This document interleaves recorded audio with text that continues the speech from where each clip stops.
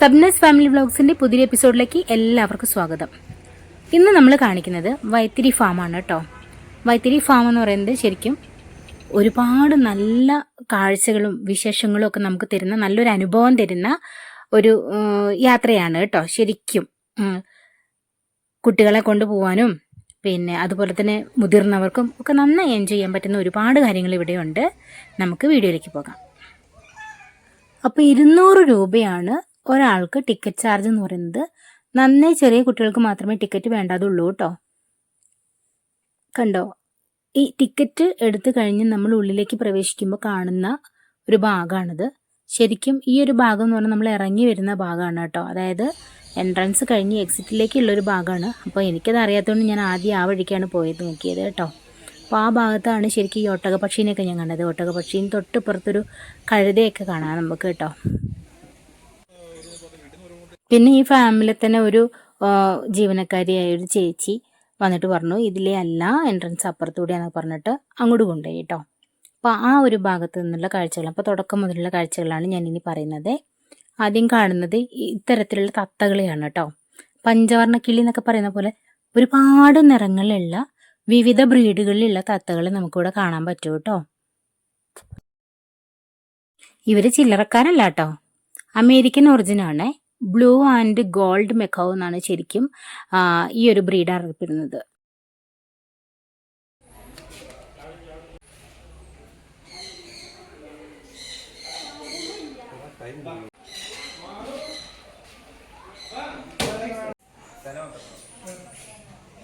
പിന്നെ ഇത് കണ്ടോ, മലമ്പാമ്പിന്റെ കുഞ്ഞാണ് കേട്ടോ. വിഷമൊക്കെ എടുത്ത് കളഞ്ഞതാണെന്നാണ് അവർ പറഞ്ഞത്. എന്നിട്ട് നമുക്കിത് ഇതുപോലെ കഴുത്തിലൂടെ ഇങ്ങനെ മാല പോലെ ഇട്ട് തരും. ആദ്യം എന്നോട് ഇടാൻ പറഞ്ഞു, പക്ഷെ എനിക്ക് ഭയങ്കര പേടിയാണ്. അപ്പോൾ അതുകൊണ്ട് ഞാനത് ചെയ്തില്ല കേട്ടോ. പക്ഷെ ഇങ്ങനെ മറ്റുള്ളവർ ഇങ്ങനെ ഇട്ട് കാണുന്നതൊക്കെ കാണാൻ എനിക്ക് ഭയങ്കര ഇഷ്ടമാണ്. പല ബ്രീഡുകളിലുള്ള അണ്ണാൻ കുഞ്ഞുങ്ങളെയും അതുപോലെ തന്നെ പാമ്പുകളെയൊക്കെ നമുക്കിവിടെ കാണാൻ പറ്റും. കണ്ടോ, ഈ അണ്ണൻ കണ്ടോ, ഇത് കണ്ടോ, പലതരത്തിലുള്ള നല്ല കുഞ്ഞണ്ണാനുകളുണ്ട് കേട്ടോ. അതുപോലെ തന്നെ ഈ പാമ്പ്, ഒരു അണ്ണാൻ കുഞ്ഞിനെ ഒരാൾ എടുത്തിരിക്കുന്നുണ്ടോ. അത് കുറേ നേരം ഞാനിങ്ങനെ എടുത്ത് നോക്കി. അവരുടെ കയ്യിലൊക്കെ ഇങ്ങനെ തൊട്ട് നോക്കിയപ്പോൾ നല്ല വെൽവെറ്റ് പോലെ കേട്ടോ അവരുടെ കയ്യിലിരിക്കുന്ന അണ്ണാൻ കുഞ്ഞ്. അപ്പോൾ ഞാൻ എന്തെന്നറിയോ, അത് മെല്ലെ അമ്പൂസിനെ കൊണ്ടും എടുപ്പിച്ചു കേട്ടോ. അങ്ങനെ പിന്നെ അണ്ണാൻ കുഞ്ഞിനെ കുറേ നേരം എടുത്ത് നിന്നു. ഇത് കണ്ടോ, ഒരു എലി ഓടുന്ന കണ്ടോ, അമ്പോ, കുറേ നല്ല രസമുള്ള കാഴ്ചകളാണ്. ഞാൻ കുറേ നേരം നോക്കി നിന്നു. അത്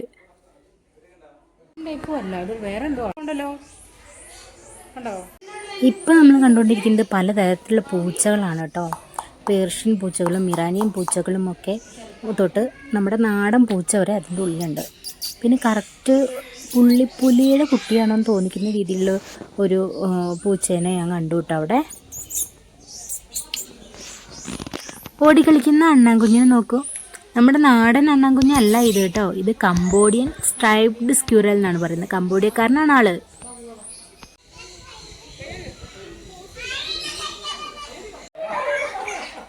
ഈ തത്തവർഗത്തിൽപ്പെട്ട ഈ കുഞ്ഞു കിളികളെ കണ്ടോ, തത്തകൾ തന്നെയാണ്. അവർ നമുക്കിങ്ങനെ കയ്യിലാക്കിയിട്ട് കൈകളിലൊക്കെ നിർത്തിയിട്ട് നമുക്ക് വിവിധ തരത്തിലുള്ള ഫോട്ടോസൊക്കെ എടുക്കാൻ പറ്റും. നല്ല ഇണക്കമുള്ള പക്ഷികളാണ് കേട്ടോ. അങ്ങനെ കുറേ പേര് അങ്ങനെ ഫോട്ടോസൊക്കെ എടുക്കുന്നുണ്ടായിരുന്നു. ഈ കാണുന്നത് റെയർ ആയിട്ടുള്ള ഒരു കുരങ്ങ് വർഗ്ഗമാണ് കേട്ടോ.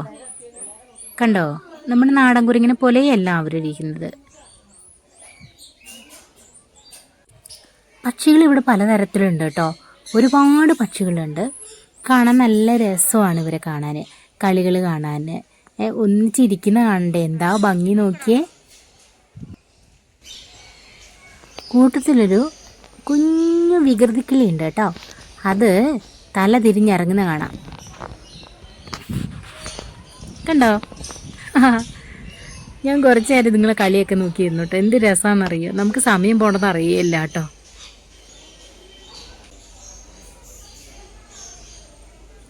പഞ്ഞിക്കെട്ട് പോലെ ഒരു മുയൽക്കുഞ്ഞിനെ കാണിച്ചു തരട്ടെ. കണ്ടോ, കിടക്കുന്നു നോക്കൂ, എന്ത് ക്യൂട്ടാണെന്ന് നോക്കിയേ. കണ്ടോ, അവന് വേണ്ടിയിട്ടുണ്ടാക്കി കൂടാണ് കാണുന്നത് കേട്ടോ. പക്ഷെ കിടക്കുന്ന എവിടെയാ നോക്കുക, വൈക്കോലിൻ്റെ മുകളിലാണ് കിടക്കണത്. ഈ താറാവിൻ കുട്ടികളെ നോക്കിയേ, എന്ത് ഭംഗിയാണ്. കുറേ മുട്ടയൊക്കെ ഇട്ട് വെച്ചിട്ടുണ്ട് കേട്ടോ കൂട്ടിൻ്റെ ഉള്ളിൽ. കണ്ടോ താറാവുകൾ.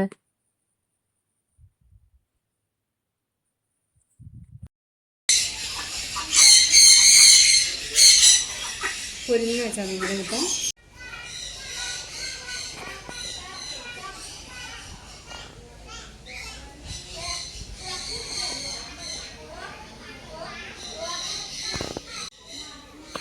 പെട്ടെന്ന് ഈ പല്ലി വലുതായാലുള്ള ഒരു രൂപം ഉണ്ടല്ലോ, അതുമല്ല ചീങ്കണ്ണി അല്ലാത്ത രീതിയിലുള്ള ഒരു ജീവനെ കണ്ടുട്ടോ.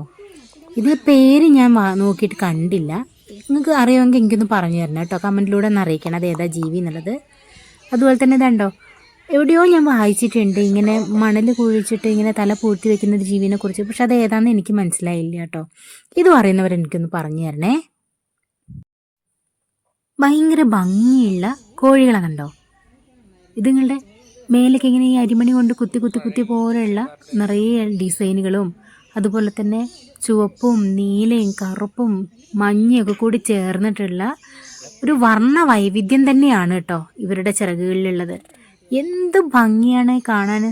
എനിക്ക് സത്യം പറഞ്ഞാൽ എനിക്കിങ്ങനെ കൈ ഇങ്ങനെ കൂട്ടി പിടിച്ചൊന്ന് ഫോട്ടോ എടുക്കാനൊക്കെ തോന്നി കേട്ടോ. അത്രയും ഭംഗിയുള്ള കോഴികൾ.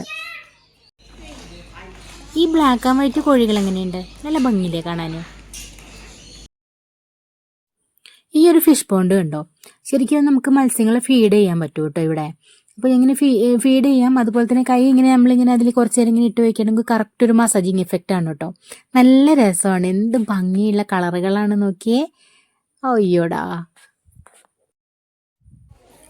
പിന്നെ ഇത് കുതിരനെ കണ്ടോ, അങ്ങേ അറ്റത്ത് നിൽക്കുന്ന മൂപ്പിലാൻ ഞങ്ങളെ കണ്ട പാടെ ഓടിയിട്ട് വന്നിട്ടാണ് ഈ അടുത്ത് നിൽക്കുന്നത് കേട്ടോ. ശരിക്കും പറഞ്ഞാൽ അടുത്ത് നിന്നപ്പോൾ എനിക്കൊരു ചെറിയ പേടി തോന്നി. ഓട്ടം കണ്ടപ്പോൾ ഞാൻ വിചാരിച്ചു ഈശ്വര മതിൽക്കെട്ടിനകത്തേക്ക് പോരുമോ എന്നുള്ളത്. ഇതാരാണെന്ന് നോക്കിയേ, നമ്മൾ മരുഭൂമിയിലെ കപ്പൽ കണ്ടോ, ഒട്ടകം, സാക്ഷാൽ ഒട്ടകം. അത് അമ്പൂസ് കണ്ടോ, അതിന് പുല്ല് കൊടുക്കുന്നേ. ആദ്യം കണ്ടപ്പം പേടിയൊക്കെ തോന്നി, പക്ഷെ ആള് പാവാട്ടോ. അപ്പം ഞാനും കൊടുത്തു ഒരു കഷ്ണം പുല്ല്. കണ്ടോ അതിൻ്റെ കയ്യിൽ നിന്ന് മേടിക്കുന്ന കണ്ടോ. അമ്പടാ, നല്ല രസമുള്ള എക്സ്പീരിയൻസ് ആയിരുന്നു കേട്ടോ.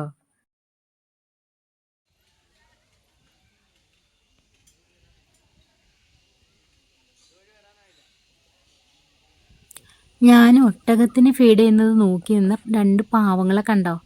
അപ്പോൾ ആ ചേച്ചീൻ്റെ അടുത്ത് നിന്ന് പുല്ലും മേടിച്ചിട്ട് ഞാൻ ഇവർക്കും കൊടുത്തു കേട്ടോ. കണ്ടോ പാവങ്ങളിലെ. അത് കണ്ടപ്പോൾ ഇതാണ്ടോ ഇവിടെയുണ്ട് ആൾക്കാർ നോക്കി നിൽക്കുന്ന, അവർക്കും കൊടുത്തു. ഇതൊക്കെ വെറൈറ്റി ബ്രീഡുകളാണ് കേട്ടോ. എന്താണ് സിംഗ് ഗോട്ട് ഇത്. പിന്നെ ഇതിൻ്റെ പേര് ഞാൻ വായിച്ചില്ല കേട്ടോ. ഈ ആളുടെ പേര് എനിക്ക് മനസ്സിലായില്ല. അതേതാ ബ്രീഡ് എന്ന് നോക്കണം കേട്ടോ. എനിക്കിത് അറിയില്ല. അറിയുന്നവരാണെങ്കിൽ കമൻറ്റ് ചെയ്യണേ ഇത് ഏത് ബ്രീഡാണെന്നുള്ളത് കേട്ടോ. ഇതും കൂടെ കഴിഞ്ഞ ഒരു സെക്ഷൻ കഴിഞ്ഞു. പാവങ്ങളല്ലേ നിൽക്കുന്നോക്ക്.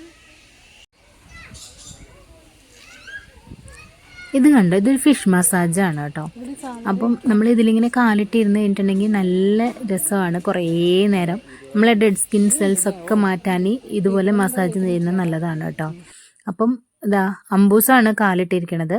അപ്പം എൻ്റെ കാലിൽ നെയിൽ പോളിഷ് ഉണ്ടായിരുന്നത് കൊണ്ട് ഞാൻ ഇറങ്ങിയില്ല. നെയിൽ പോളിഷ് ശരിക്കും ടോക്സിക് ആണെന്നാണ് പറയുന്നത്. അപ്പോൾ അതുകൊണ്ട് ഞാൻ ഇറങ്ങിയില്ല കേട്ടോ.